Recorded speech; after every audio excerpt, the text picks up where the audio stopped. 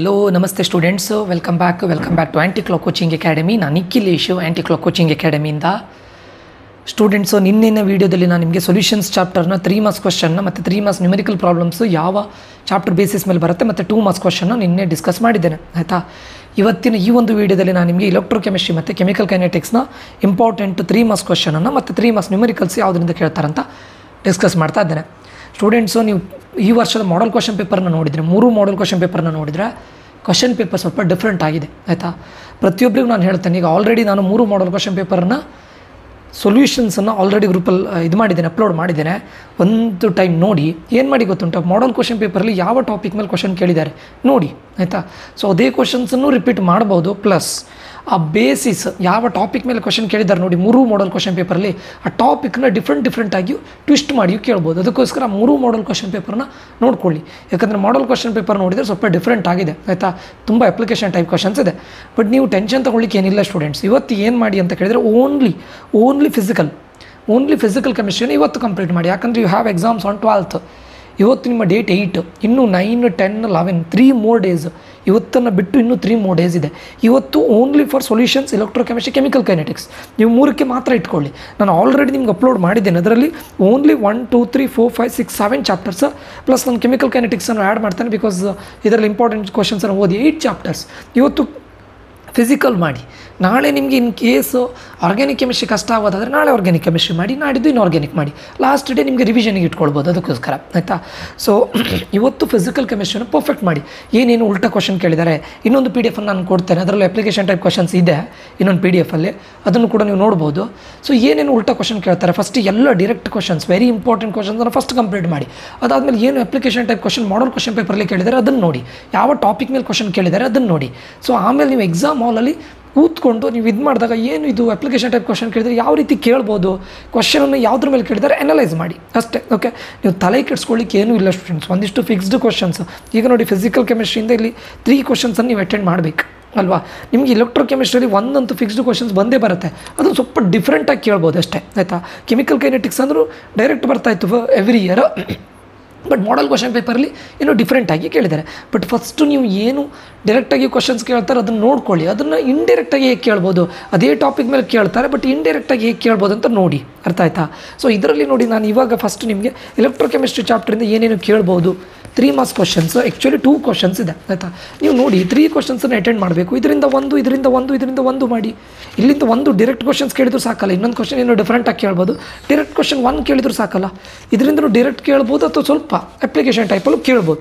ಇಲ್ಲಿ ನೋಡಿ, electrochemistry explain the neat diagram construction of Daniell cell. ಇದು very important. Daniell cell. Explain the neat diagram construction of standard hydrogen electrode SHE.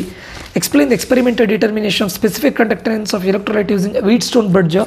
ಕೋಲಾರ್ಸ್ law ಅಲ್ಲಿ ನಿಮಗೆ statement application, numerical expression for limiting molar conductivity of sodium chloride, ಇದನ್ನು ಕೇಳ್ಬೋದು. Statement ಕೇಳಿ application ಕೇಳ್ಬೋದು, ಯಾವುದು ಕೇಳ್ಬೋದು ಕೋಲಾರ್ಸ್ law ಅಲ್ಲಿ, ಆಯಿತಾ. ಅದು ಬಿಟ್ಟರೆ 5th question, draw schematic diagram of hydrogen oxygen fuel cell and right the overall cell reaction. ಇದು 5 ಕ್ವಶನಲ್ಲಿ ಒಂದಂತೂ ವೆರಿ ಇಂಪಾರ್ಟೆಂಟ್. ಕೇಳುವಂಥ ಚಾನ್ಸಸ್ ತುಂಬ ಇದೆ, ಎವ್ರಿ ಇಯರ್ ಕೇಳ್ತಾರೆ, ಆಯಿತಾ. ಅದು ಬಿಟ್ಟು ನಿಮಗೆ what is conductivity, molar conductivity, it's SI units, what is conductivity SI units, what is molar conductivity SI units, how conductivity varies with the dilution, how conductivity decreases with the dilution, what happens to molar conductivity. ಇಲ್ಲಿ molar conductivity ಬಗ್ಗೆ ಕೇಳಿದರೆ ಅದ್ರ related ಕ್ವಶನ್ಸನ್ನು sub questions ಕೇಳ್ಬೋದು. When 1 mole of potassium chloride dissolved in 1 liter is diluted to 5 liters, ಈ ಥರ ಎಲ್ಲ question ಕೇಳ್ಬೋದು.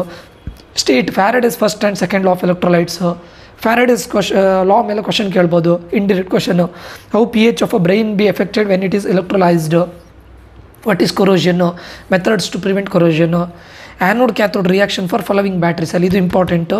Dry cell, H2O two fuel cell, lead storage battery, corrosion of iron, ಇದನ್ನು ಕೇಳ್ಬೋದು. ಡ್ರಾ ಸ್ಕಿಮ್ಯಾಟಿಕ್, ಇದನ್ನು ಆಲ್ರೆಡಿ ನಾನು ಹೇಳಿದ್ದೇನೆ. ಆ್ಯಂಡ್ ಮಾಡಲ್ ಕ್ವಶನ್ ಪೇಪರ್ನ ಓದ್ಕೊಳ್ಳಿ students. And what is primary and secondary cell, give example. ಇದಿಷ್ಟು ಇಂಪಾರ್ಟೆಂಟ್ ಕ್ವಶನ್. ಇದ್ರ ಮೇಲೆ ಒಂದು ಕ್ವಶನ್ ಅಂತೂ ಪಕ್ಕ ಕೇಳ್ತಾರಲ್ವಾ, ಅಥವಾ 2 ಕೇಳ್ಬೋದು, ನಾನು ಇಲ್ಲ ಅಂತ ಹೇಳ್ತಾರೆ. ವರ್ಸ್ಟ್ ಕೇಸ್ 1 ಅಂತೂ ಕೇಳ್ತಾರೆ, ಯಾಕಂದರೆ ಫಸ್ಟ್ ನಾನು 5 ಕ್ವಶನ್ ಹೇಳಿದ್ದೆ ನೋಡಿ, ವೆರಿ ಇಂಪಾರ್ಟೆಂಟ್ ಕ್ವಶನ್ಸ್ ಅದು. ಈಗ ಡೇನಿಯಲ್ ಸೆಲ್ ಇರ್ಬೋದು, SHE ಇರ್ಬೋದು, ಯೂಸಿಂಗ್ ವೀಟ್ಸ್ಟೋನ್ ಇದಿರ್ಬೋದು, H2O2 ಇರ್ಬೋದು, ಕೋಲ್ರಾಸ್ ಲಾ ಇರ್ಬೋದು, ಇದು ಇಂಪಾರ್ಟೆಂಟ್ ಸ್ಟೂಡೆಂಟ್ಸು. ಅದು ಬಿಟ್ಟು ಇದಿಷ್ಟನ್ನು ಕಲ್ತ್ಕೊಳ್ಳಿ ಆಯಿತಾ. ಸೊ ನಿಮಗೆ 3 ಕ್ವಶನ್ ಬರೀಬೇಕು. ನೀವು ಏನೇ ನೀವು ಇದು ಮಾಡಲ್ ಕ್ವಶನ್ ಪೇಪರ್ನ ಓದ್ಕೊಳ್ಳಿ ಎಲ್ಲದ್ರದ್ದು, ಯಾವ ಟಾಪಿಕ್ ಮೇಲೆ ಯಾವ ರೀತಿ ಕ್ವಶನ್ ಕೇಳಿದ್ದಾರೆ, ಅದು ಯಾವ ಟಾಪಿಕ್ ಮೇಲೆ ಕೇಳಿದ್ದಾರೆ ನೋಡ್ಕೊಳ್ಳಿ.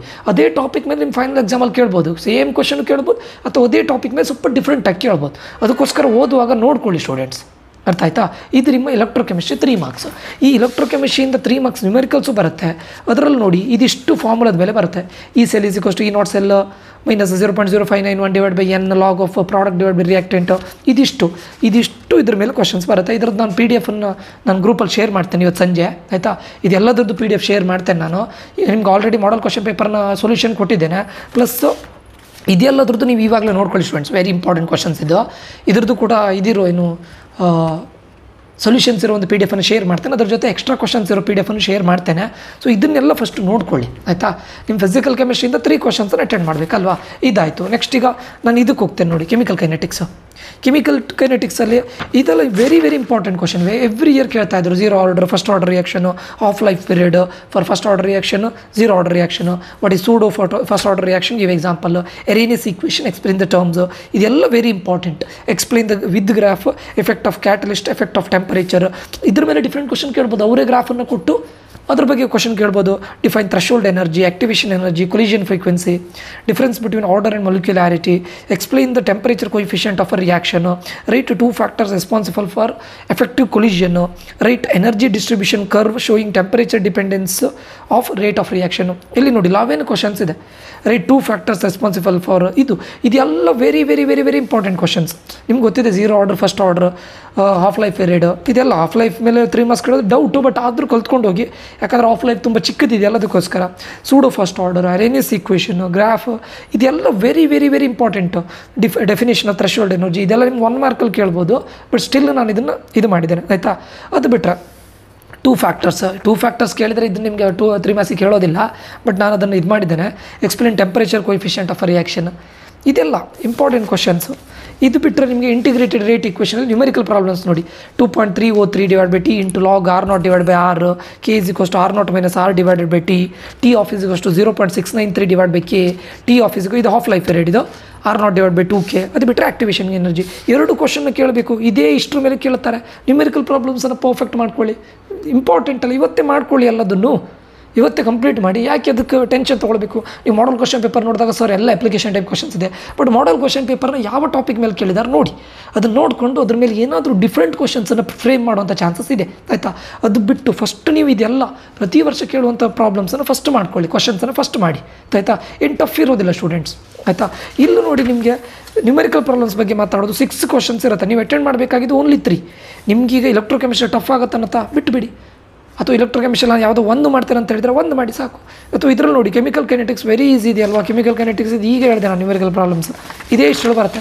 First order reaction, 0, half life, activation energy ಮೇಲೆ ಪಕ್ಕ ಕೇಳುವಂಥ ಚಾನ್ಸಸ್ ತುಂಬ ಇದೆ ಆಯಿತಾ. ಸೊ ಇದನ್ನು ಮಾಡಿ. ಮತ್ತು ಇದರಲ್ಲಿ ಒಂದನ್ನು ಕೇಳ್ತಾರೆ. ಸೊ ಈ ಥರ ಒಂದನ್ನು ಮಾಡಿದರೆ, ಇಲ್ಲಿ ಕೆಮಿಕಲ್ ಕೈನೆಟಿಕ್ಸಿಂದ 2 ಕ್ವಶನ್ಸ್ ಮಾಡಿದ್ದೀನಿ ಅಂತ ಅಂದ್ಕೊಳ್ಳಿ. ಸೊಲ್ಯೂಷನ್ಸಿಂದ 1 ಕ್ವಶನ್ ಮಾಡಿ ಸಾಕು. ಯಾಕಂದರೆ ಓವರಾಲ್ ಆಗಿ ನೀವು ನ್ಯೂಮೆರಿಕಲ್ ಪ್ರಾಬ್ಲಮ್ಸ್ ಎಷ್ಟು ಮಾಡಬೇಕಾಗಿದ್ದು 3 ಮಾತ್ರ. ಇಲ್ಲಿದೆ ನೋಡಿ, ನ್ಯೂಮೆರಿಕಲ್ ಪ್ರಾಬ್ಲಮ್ಸ್ 3 ಮಾರ್ಕ್ಸ್, 3 ಕ್ವಶನ್ಸ್ ಮಾಡಬೇಕು. 9 ಮಾರ್ಕ್ಸ್ 3 ಕ್ವಶನ್ಸ್. ಸಿಂಪಲ್ ಅಲ್ಲ.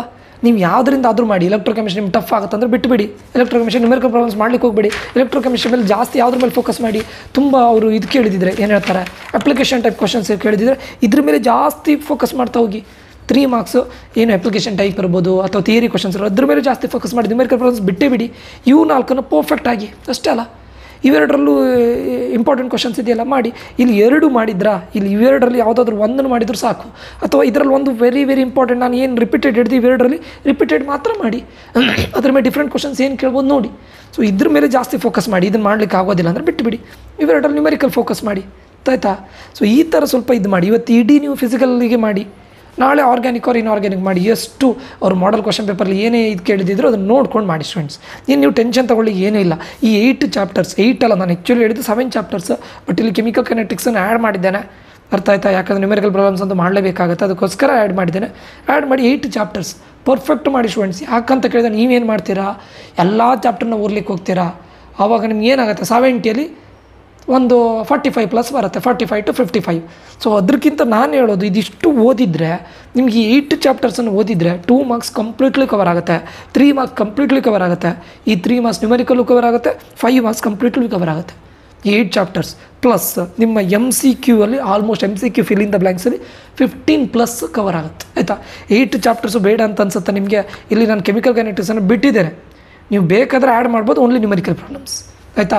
ಇದನ್ನು 100% ಪರ್ಫೆಕ್ಟ್ ಮಾಡ್ಕೊಳ್ಳಿ. ಎಲೆಕ್ಟ್ರೋಕೆಮಿಸ್ಟ್ರಿಯಿಂದ ಸೊಲ್ಯೂಷನ್ಸಿಂದ 100% ಪರ್ಫೆಕ್ಟ್ ಮಾಡಿ.